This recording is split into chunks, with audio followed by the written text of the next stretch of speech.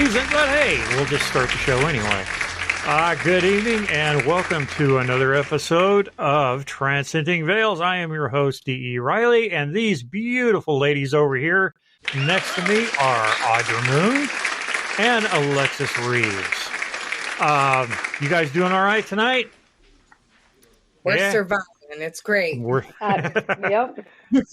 Made it through the first half of the holidays. Now we gotta get this other crap behind us. Sorry, I'm not a big Christmas person per se, so I just kind of go through the motions for everybody else. Now, something I did want to talk about, if you guys are regulars to the show and you turn in the show quite often, if you'll notice, the beautiful and talented Audra Moon has a whole new look about her. I do. You are not the mistress of darkness anymore. What happened? Wait. It'll come back. You can be blonde and be the mistress of darkness. Okay. I am going to say, though, with the holidays, as you touched on, your mistress of darkness is looking very plain Jane, and it's fine. We're just going to skip right past that, and we're going to, yeah. All right. Yeah, something I want to touch on, speaking of mistress of darkness, that I had an epiphany last week, right? They had this little pop-up thing on Facebook, which Morticia Addams was your favorite, and they listed all the different Morticia Addams up there. And I said, well, actually, Carolyn Jones, the original. I mean, I had such a crush on her when I was a kid, and I went, bing! Wait, is this like a Freudian moment? Because now I may have discovered why I'm attracted to like goth girls and shit. That's because it goes all the way back to when I was a kid watching the Addams Family. But Morticia Addams was smoking. I mean, she was beautiful. All right, tonight we have a great holiday show in the spirit of the holiday season, which we're in. We're going to discuss man's inhumanity to man. What better way to bring in the holidays, right? And by that, we mean we're going to look at some of the methods and devices used in torturing other human beings down through history. Some of these will be well known. Some of them are going to be, really oddball stuff that you may have never heard of. But this is such an interesting topic because you look at some of this stuff and you think, how can anyone be that freaking cruel, to even come up with something like that? My mind doesn't work like that, So it just amazes me how, I'm sure these people that sadism has something to do with this. But how their minds work like that. So, starting out, Audra, tell us about one of them that you have come across, if you would. Okay, so this one's pretty bad, but in true Audra fashion, it's my favorite. We have scaphism. If you've ever heard of that, I'm sure there's a couple of weirdos out there like me who have already heard of it. But scaphism was one of the gnarliest, most disgusting forms of torture and execution. They would use it as forms of torture, but it almost always resulted in execution. And it was in the old Persian Empire where this is recorded. It was usually it had something to do with murder or treason or anything like that. So what they would do is the accused would be put in a boat. And in this boat, they would take another boat and almost make it like a coffin with holes only for their arms, their legs, and their head to be exposed. Sometimes it would be their genitalia exposed. Now, the fun part of this is that boat would be put out on stagnant water. And what accumulates on stagnant water? Mosquitoes, bugs, nasty stuff. And they would force feed the accused honey and milk, which would eventually cause massive diarrhea. And remember, they're enclosed in like a capsule, which would draw more insects to them. And they would also be lathered in honey and milk. Their skin, their appendages that were sticking out of this boat, whether it was the arms, the legs, the head, the genitalia, everything was covered in honey and milk. So they would be swarmed. Eventually, these insects would slowly eat away at them, at their appendages. They would get in because the diarrhea would, and, the human excrement would draw more insects, more flies. They would lay their eggs in the accused. They would burrow into the accused skin. They would get into their intestines and slowly eat this person from the inside out. Gangrene would set in, and sometimes the most, I don't remember his name, but there was a guy, I believe he worked with the Persian army, and he accidentally killed the emperor's son, and he was condemned to this fate. And he lasted 17 days because it is such a slow process. Whoa. The interesting thing is they would keep feeding you every day milk and honey to ensure that you wouldn't die of starvation and you wouldn't die of dehydration. The leading cause of death in that was sepsis and gangrene. So that was pretty gnarly. And it was a slow, agonizing death, and anyone who has watched somebody, because sepsis is still a thing, septicemia is still a thing. Anyone who has had a family member or known someone who has died from septicemia knows that it is an awful way to go. So imagine not having medical intervention and it being used as an execution and torture method. Good God. That's, I can't even. That's, and all the maggots. To think that, My skin was itching listening to that. Me out as it is, so. 17 days. I mean, that's just inconceivable that,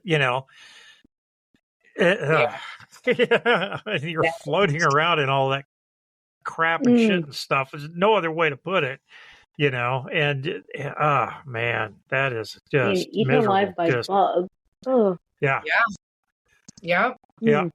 I mean, them laying eggs in your skin and finding ways into your body through open orifices. Yeah. No, thank you. Yeah. If you've ever had, anything like that, anything that burrowed into your skin, whether it's a tick or a chigger or anything, just the thought of that insect being in there, is bad enough. But you're just literally covered in that, and there's no way out. There's no way out. You're stuck, That's, oh my God, and I tell you what, because I literally, and I'll be quite honest with you, I am the atypical male when it comes to getting sick, I'm a big whiny baby and, I need to be taken care of 100%, and all that kind of shit that drives my wife crazy. So I can't imagine, what it would be like to go through that. Oh God. Yeah. You'd have to mentally check out for that. Just completely gone. It was funny because I was having a conversation with somebody last night and we were talking about, how people's fight or flight kicks in with certain scenarios. People, you know, it's all fight for me.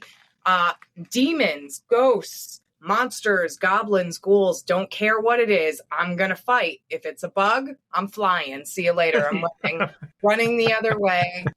My flight kicks in and I am off. No, thank you. So with something to that caliber of like bug, but I got to give it to him. That's creative and I like it. So. Can you imagine the discussion though? You know, just sitting around going, okay, now what can we do to this guy that just really okay, let's give him uncontrollable diarrhea. Oh wait, hey, I got something better. You know, let's lock his ass. Let's lock his ass in a box. You know what's attracted to shit? Lies. Yep. You know, this guy's sitting around drinking going, I got one better than that. Lock him in a box with diarrhea and flies. Yep. And then we'll send the mosquitoes. Oh my God. Yep. Oh jeez. Oh yeah, that's a tasty one for sure. I feel like milk and honey. Thought so too. Oh yeah. Yeah, they got a feast. But I feel like milk and honey back in ancient times or medieval times was like a go-to thing for execution, you know, or torture.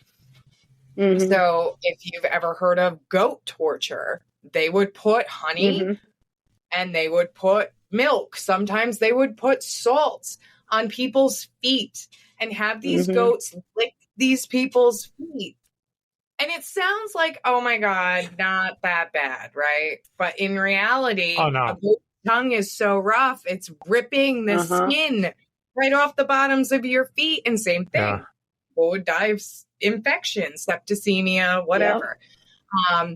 You know, and then I've heard of execution methods where people would be tied to tree trunks and lathered in milk and honey and wait for wildlife, not bugs, but wildlife, bears and, you know, badgers. And I mean, whatever, coming to just take bits of flesh off and What lovely tidbit of wholesome entertainment do you have for us, Alexis? Okay, so when I was doing research on this, I was very surprised to find out that, like, have you ever heard of the brazen bull? Yes. Yes, you have? Okay. So that actually was a myth. And I think that was the one that was mentioned in Dante's Inferno. And they couldn't actually find any evidence that anyone was put into a metal bowl and boiled, because that's basically what they do. So that's what I found really interesting, because you see it depicted in movies and stuff like that as, you know, historical evidence. It didn't actually happen. So there is that. And then the Iron Maiden, which is a coffin that has spikes in it. And for a long time, they believed that was real, but then they realized they couldn't actually, again, find any evidence of that. So moving on from that, because I thought that was a little interesting. The one that really stuck out to me was the Scavenger's Daughter. And I don't know if maybe it was because of the name of it, but it's this. Okay. So yeah, it's a metal contraption that I do believe, if I'm remembering correctly, it goes over your shoulders, comes down, so your hands are like this, right? And then it goes down to your feet, and it has hinges on the side. So it can close shut on you, forcing your body to go down like this. So say this is you staying there, just, like that. And it was so forceful that it could cause you to bleed from your mouth and your ears.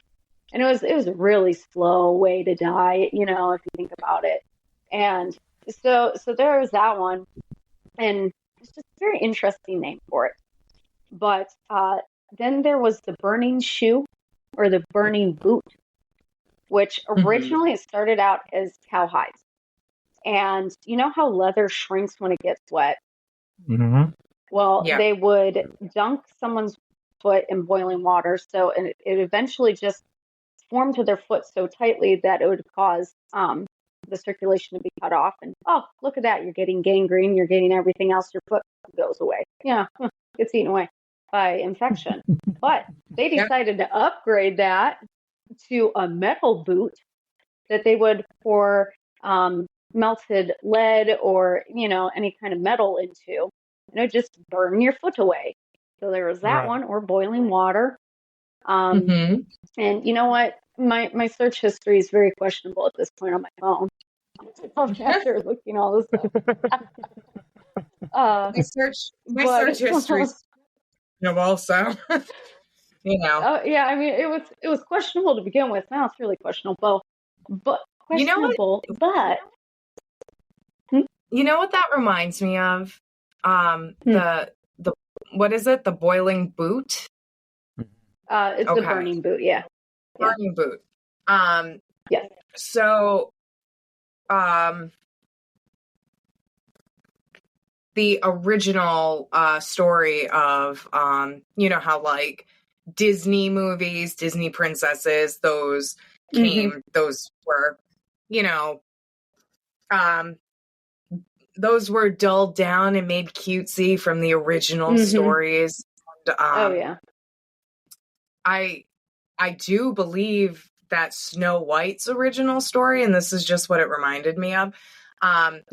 Snow White's original story was after she had the poison apple and blah, blah, blah, blah, blah, blah, blah. The queen, the evil queen, did not get struck by lightning and fall off a cliff.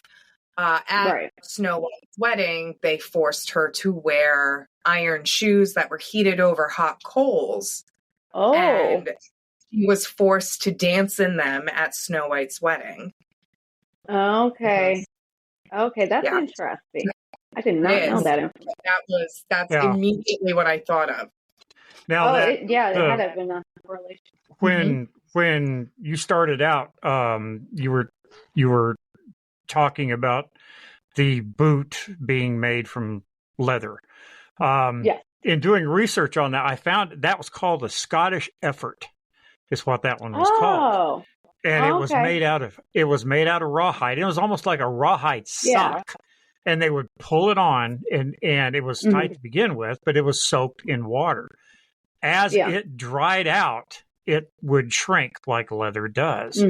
And the thing was, it didn't cause enough pressure to break bones, but it did cause enough pressure to dislocate every bone in your foot and your ankle. So, you had to sit there and suffer through that. So it progressed on to what you said, the metal boot with the boiling water or oil or whatever they put in there. It was just, either way, it just, and the funny thing is you talk about this stuff as a means of torture, but they always ended up, very few you came out of them, very, very few. They always seem to end up, in you're going to die. You're going to die from something, this method of torture involved. And I've only found one. I found one, and it was a method of punishment, and it was definitely torture that they used in the 17th and 18th century, and it was called the picket. And what that was just that. It was like a tent stake or a horse picket, a wooden stake that was driven into the ground. And as a form of punishment, you were tied by one hand up over your head and lifted off the ground, and then sat down barefoot on top of that picket.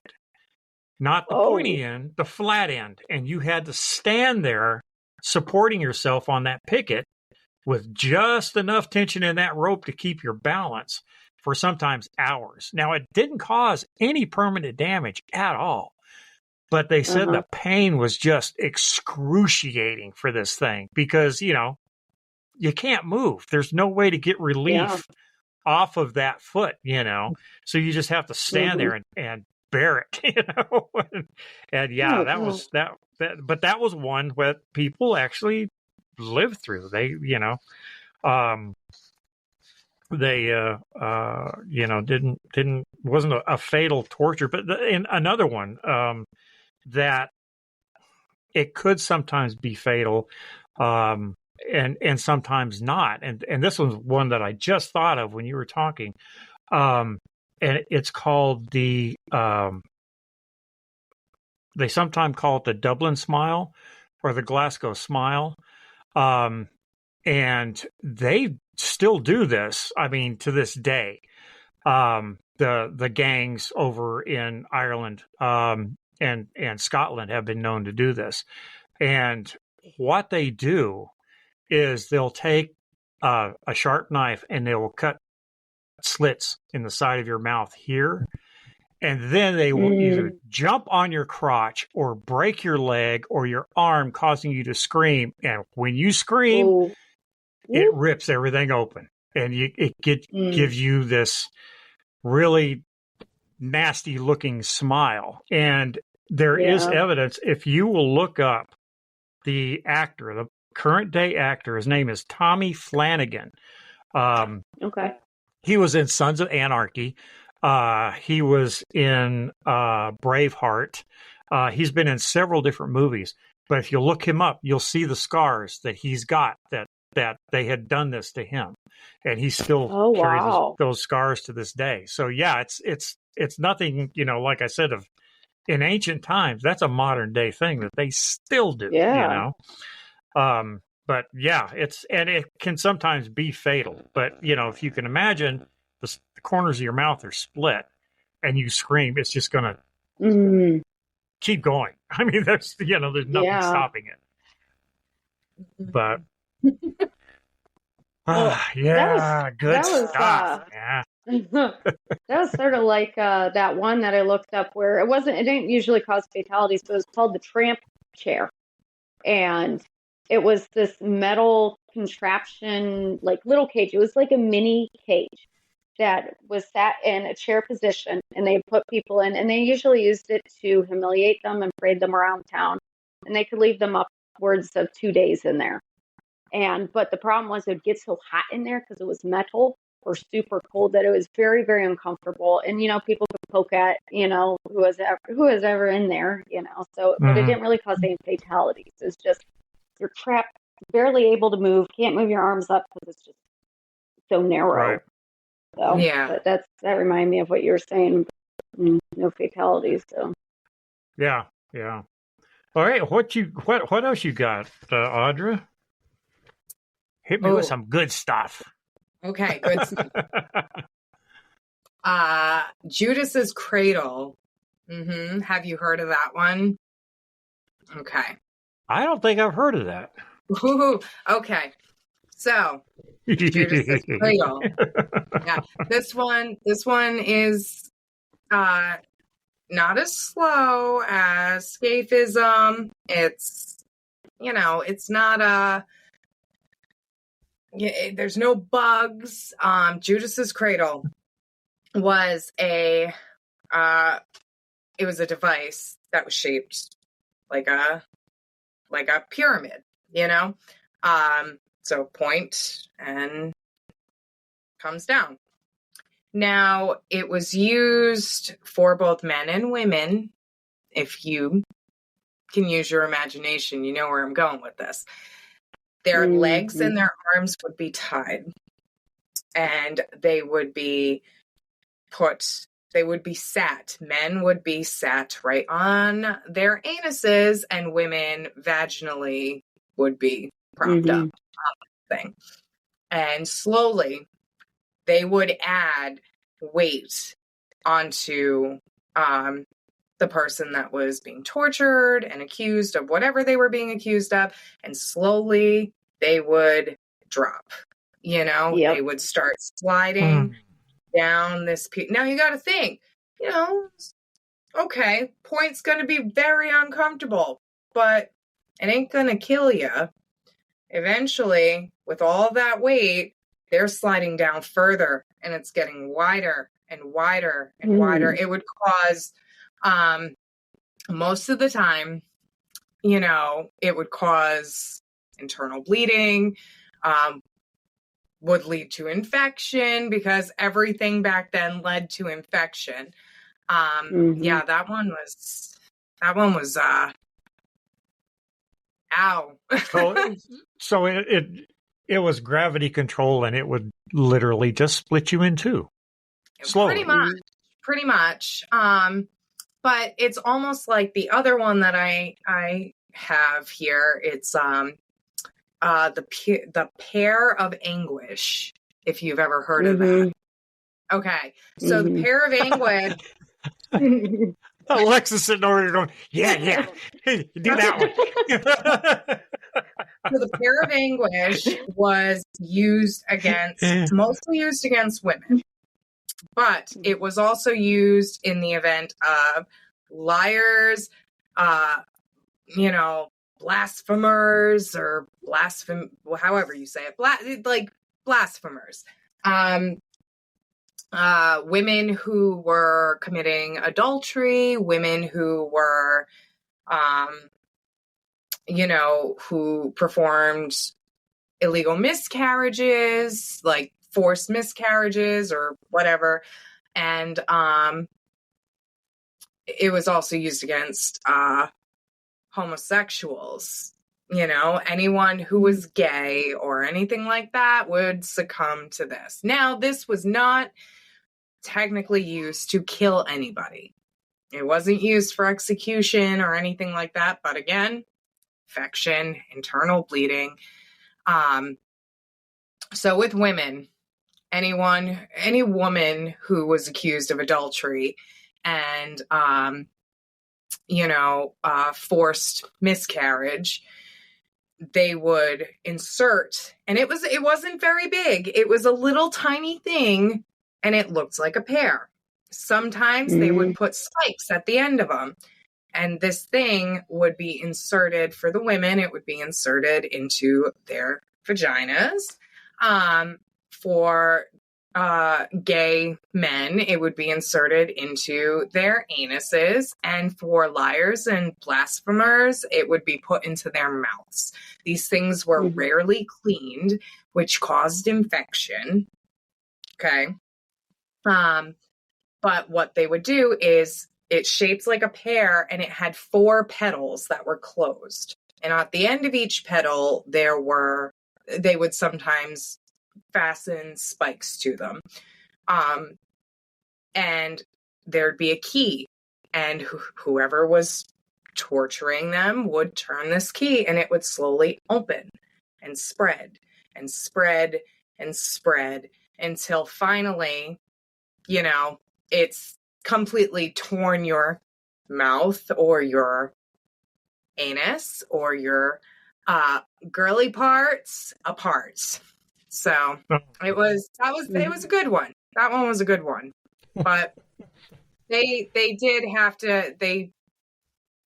like I said, they didn't use it for execution or anything like that. But most women, because women were the ones who were, predominantly tortured with this, they would succumb to like injuries because of infections. And there's just so, and like, you don't clean it. So it's like, okay, yeah. So you got one coming in, and he is an accused gay man. So now that's going up his bum. And then next thing you know, you got someone who is a liar, and that same thing's going right in their mouth. You look back, in history, and especially in the European history, during medieval times, things like that, they were not the cleanest people anyway. No. They were nasty, No, to say the least. Women in medieval times used to use like sheep's stomach, like dipped in lye, as like menstruation pads. Oh. Yeah. Yeah. Mm-hmm. Yeah. They would so much. Yeah. So and much nasty. They would use like lye for like their hair. Like, all these people died because of questions, and then like everything they were using for like beauty standards, like lie for the light. Yeah, it's just that you go to Renaissance fairs and wonder, do these people know the history of who they're portraying? Yep. Because they weren't that beautiful, Yeah. There was no knight in shining armor by any means, maybe had shit stains all over it, but Yeah.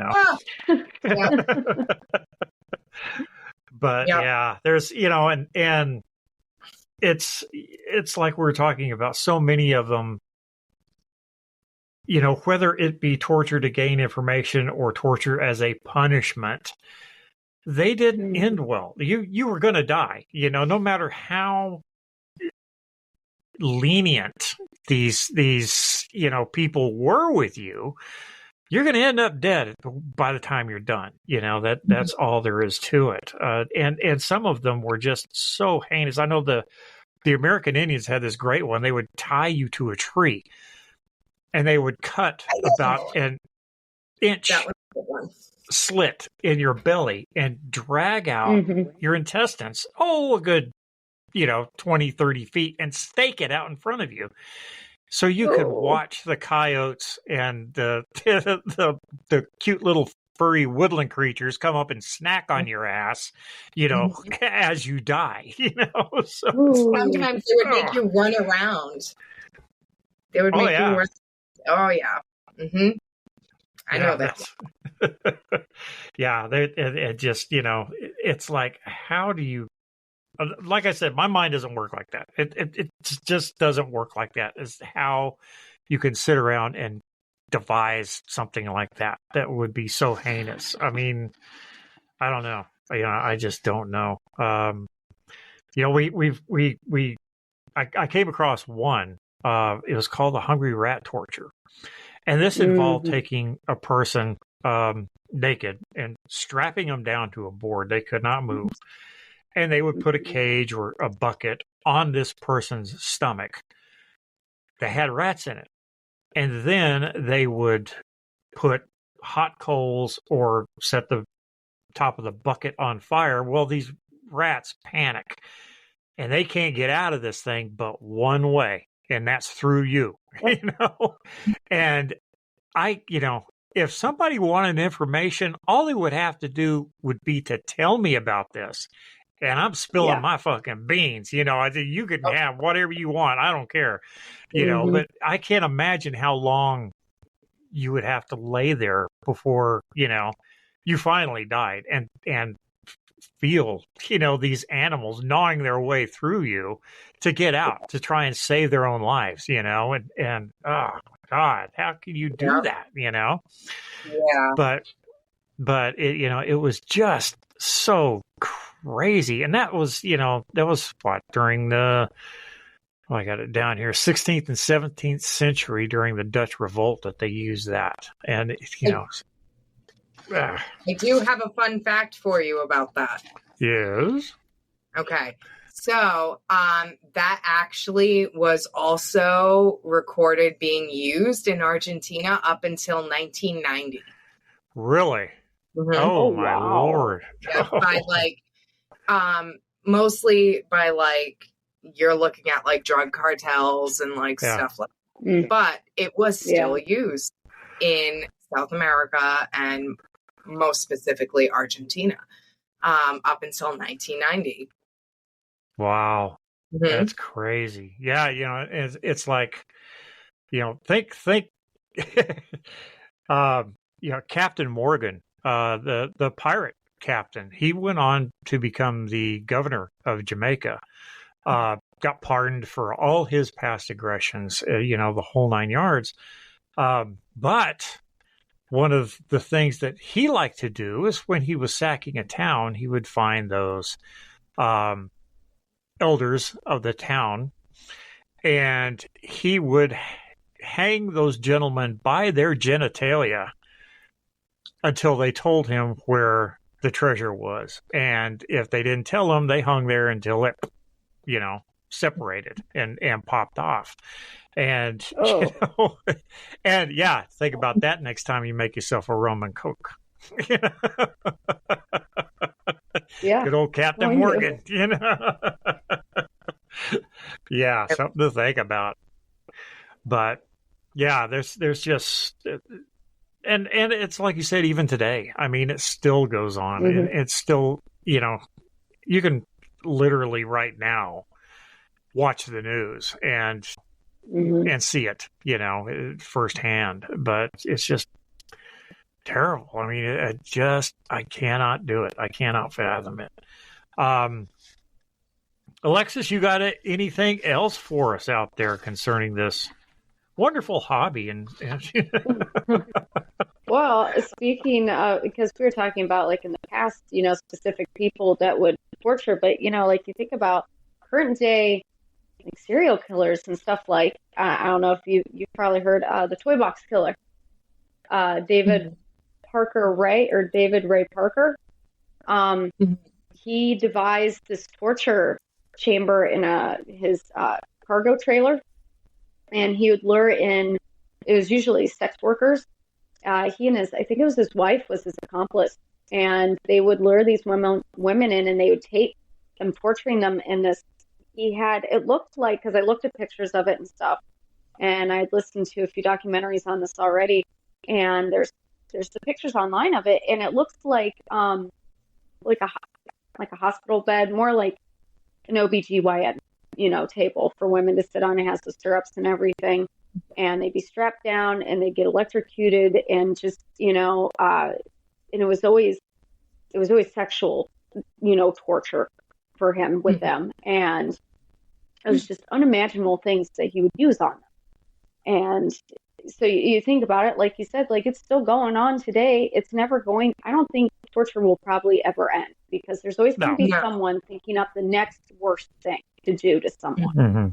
And it's just, because you'd think you'd have. I just want to mention to our viewers on YouTube, yes, we will be showing you pictures of these devices and all this good stuff. Yeah. So tune in, because they'll be flashing up on the screen when we talk about them. But yeah, it's and a lot of people almost do this as a hobby, study these things, and and it's fascinating to me, because like I said, I can't wrap my mind around it. I can't comprehend anyone with the mindset of actually doing this. Now, I'm not saying I haven't thought about doing stuff to somebody that's really pissed me off before. I'm a human, and I think all humans, whether they'll admit it or not, have that fantasy in the back of their head of, okay, this person has screwed me over. If I ever had the chance, I would like to go bop, bop, bop, bop, bop, and just make them suffer, and, it's, I've had that, I've gone through that. I've got 3 ex-wives. Hell yes, I've gone through that, but, it's just crazy, some of the torture devices they come up with, and I came across one called a knee splitter. Now, this wasn't a fatal device, although once again, through gangrene, sepsis, infections, things like that, it could be. But basically, it was during the Spanish Inquisition, known for its great minds when it comes to torturing people. I guess no one did it better than someone trying to make you believe in a God that, you didn't want to, never mind. But anyway, what this thing was it was like a collar, and it had these spikes that came down, and they would wrap this thing around your knee, and they would start twisting it almost like, a wine press or something like that. And these spikes just kept coming in and coming in, coming in until they went right through your knees, totally disabling that, that appendage. But it would be something very slow and very painful. And it would end up, if it didn't kill the person in the long run, it would end up crippling them for life, Mm-hmm. So yeah, it was one of those nice little jobs that they came up with. Yeah. Sounds like the thumb screw that they used instead of on the kneecaps, they used it on the thumbs and fingers, and it was the same. It sounded like the same thing where they'd screw it down with the spikes until it's crushing your finger and everything. So Well, you didn't really kill them unless you got infection. Right. But, And, they had a skull crusher that, did the same thing, Yeah. It was like a wine press, and they would just keep turning this thing until, first your eyeballs would pop out, that'd be the first thing to go. And then your skull would just be turned to mush, So yeah, all kinds of fun stuff.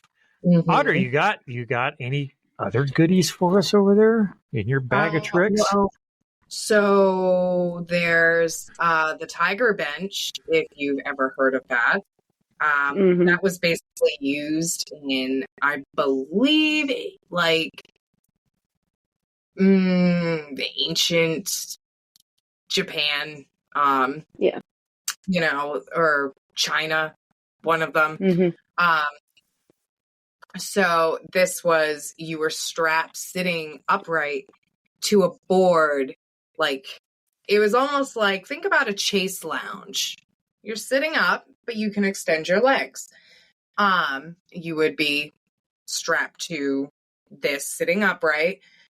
So you obviously couldn't move, and you would have one strap over your knees, but it stopped at your knees.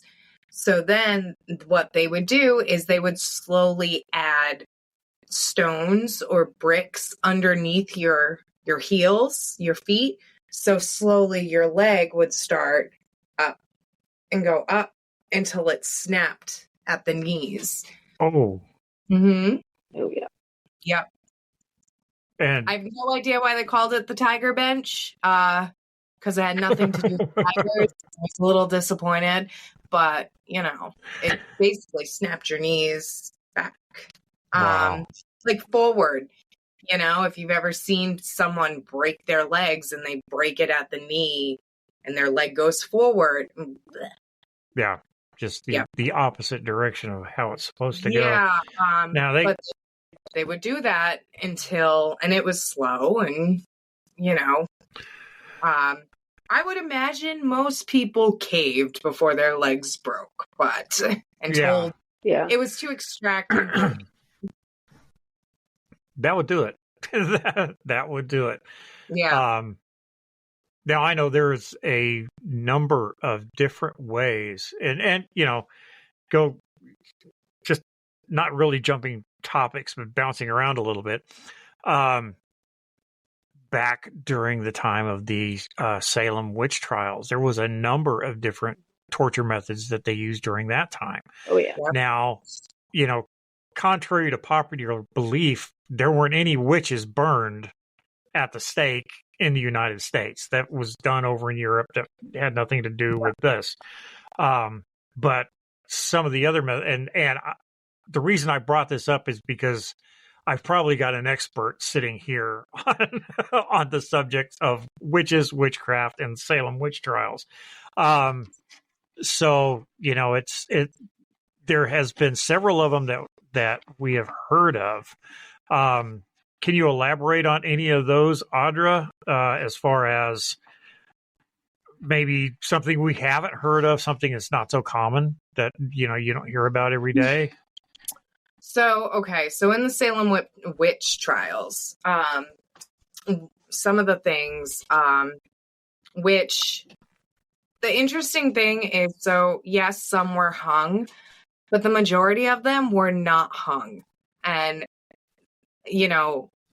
contrary to popular belief, like the burned at the stake thing never happened in America.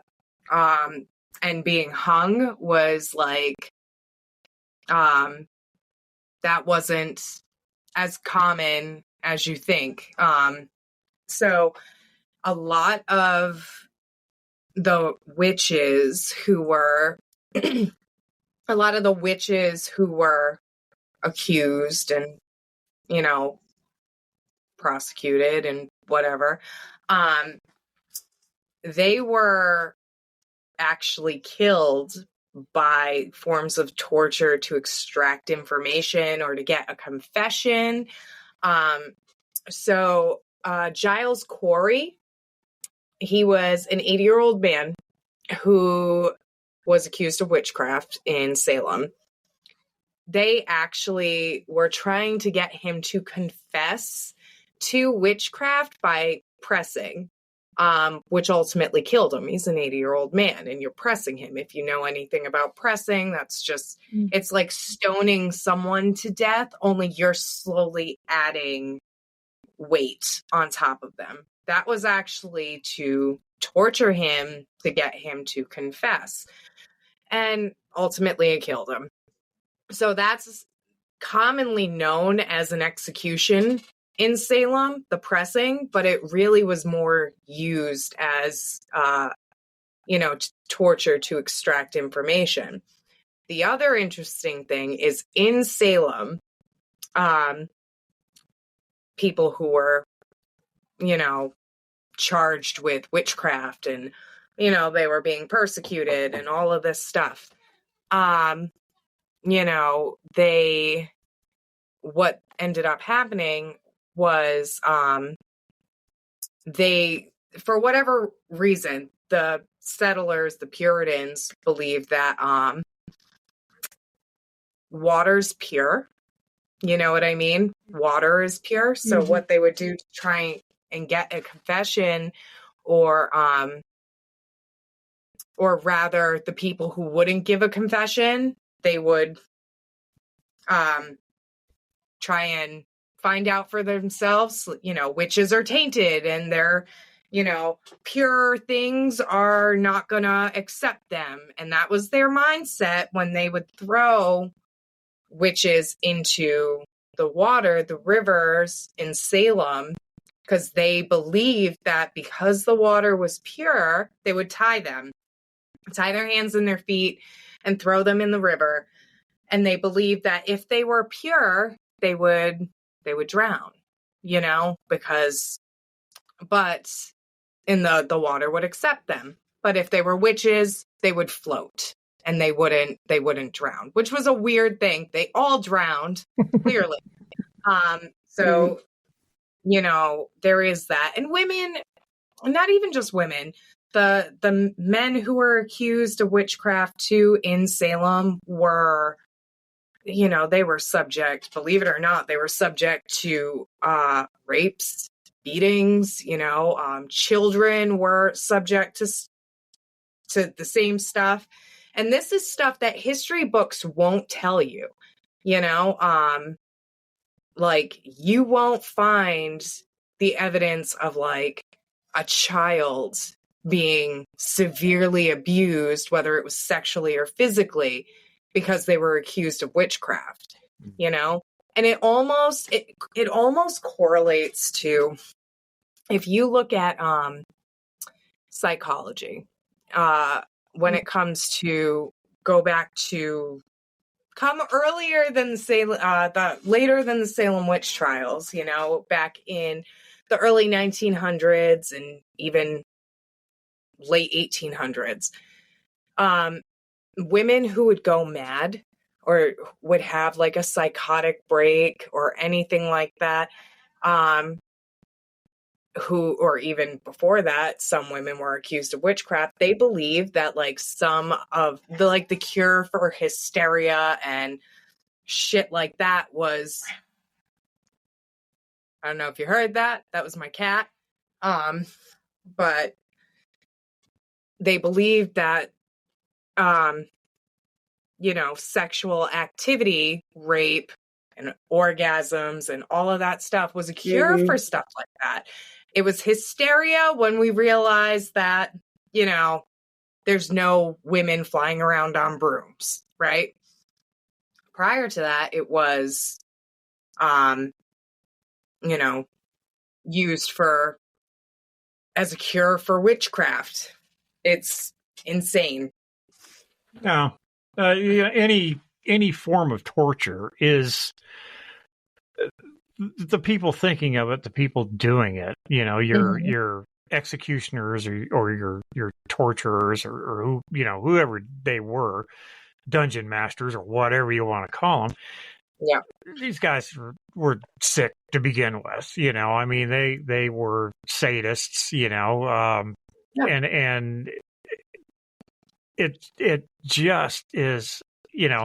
There were so many different ways and everything you can think of. And everybody's heard of the bamboo shoots under the fingernails, peeling fingernails off, flaying, which is tying you to the stake and peeling off your skin strip by strip, and how miserable can you be? I mean, because you're awake, through all of this. It's just insane. I just, again, can't fathom how people can come up with this. And like you said, it's not gone anywhere. It's still very much alive today. People are still torturing people, where it be the drug cartels down in Mexico, the gangs in, Ireland, the serial killers or serial rapists or whatever here today, in the United States. It still happens, and it still happens everywhere. And people are still sitting around thinking of new and improved ways to hurt somebody, and make it last as long as possible. I did a thing a few years ago, and it was one of those things that I almost wish I hadn't done, but it was just my curiosity got the better of me. So I had to check it out. And there is a video. Audra, you may have seen it. I think it's called 3 Men and a Hammer. And it was the case of these two guys in, I believe it was Russia, that had kidnapped this guy, took him out to the middle of the woods, and slowly beat him to death with a hammer and videotaped the whole thing. Yeah. Okay. And you can still, all you got to do is type that search into Google and it will come up. And I know now anybody listening to this show is going to be sitting there going crazy, looking this thing up. It is so long and so brutal and so drawn out, that it just literally turned your stomach to watch this, because this guy's just, getting pummeled over and over and over again. And these guys are taking turns with his hammer, beating this guy's brains in, literally, Yeah. Even turning the hammer around and using the prongs to stab him in the, to hit him in the head with that. Fun fact about that one, that was actually the first death gore video I ever saw when I was, my God, probably 17 or 18. But it was actually, it was three guys, and they were between the ages of 15 and 18. Okay. They were children. It was. Yeah. And the thing is, the guy's wife, the victim's wife, didn't want it pulled off the internet. She wanted to leave it up there just to show, because these guys were all arrested, tried for murder. I don't know whatever happened to them after that. It was enough. But I mean, you talk about something to jack you up for a while. If you're not used to seeing stuff like that, and you see stuff like that, it will jack you up. You will think about that for a long time. Time. Yeah. But we honestly could do an entire episode of videos like that, and that would be like that. Do you ever watched anything like that, Alexis? No, only because I already know that the idea of even watching that happen makes my stomach turn. Yeah. I can watch horror movies with torture in it because, it's a horror movie, but actually seeing the soul leave somebody's body from being tortured to death, I don't think I could handle that. Yeah. It's visually a completely different thing, it really, and like you said, I mean, I've been brought up, watching slasher flicks. I love watching horror movies. That's pretty much, there's not, a week goes by that I haven't watched at least 2 or 3 horror movies, during the course of the week. But and even what's the one with Art the Clown that's out now? Terrifier. I love that. Yeah, you watch that and that's brutal, man. That is a brutal flick. But it's still he's so cute. He's so cute. Yeah. He's got that winning smile that all the ladies love. You can I don't know. Art is like, I have a soft spot for him. I mean, and like even as I'm sitting there watching the second Terrifier, okay, and he's got the girl and he's slashing her up, and then he's pouring bleach on her and he's rubbing salt on her. I'm sitting here like, he's so cute. But when it comes to you're twisted, Audra. You have no idea. Listen, okay, because we're on the subject of 3 guys, 1 hammer, right? Yeah. I got turned on. All right. Well, hey, listen, guys. I'm gonna interrupt you. Okay. Again, I'm running into technical difficulties. I cannot hear you any longer. You just cut out again. So I don't know what's going on with this. We are anyway closing in on just about time to wrap up anyway. So with that, I wish I could hear you guys. This is something I've got to work on. I don't know what the hell's going on with this. But thank you for joining us tonight, and I appreciate it. Audra, I love the new look. Thank you.